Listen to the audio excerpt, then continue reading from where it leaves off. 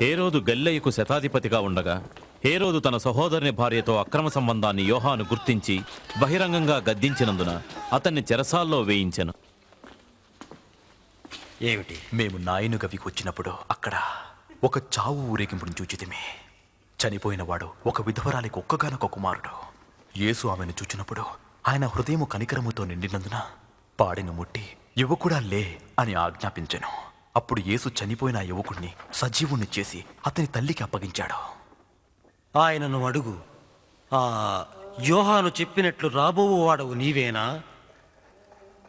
లేక మరొకరి కొరకు వేచి చూడవలెనా?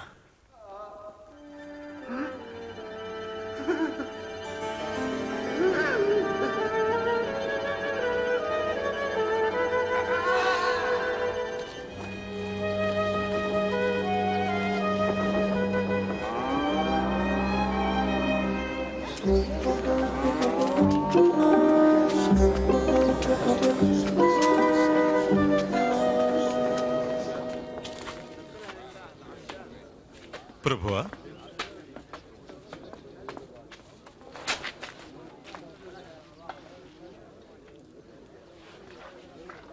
బోధకుడా, బాప్తిస్మమిచ్చి యోహాను మమ్ము పంపియున్నాడు.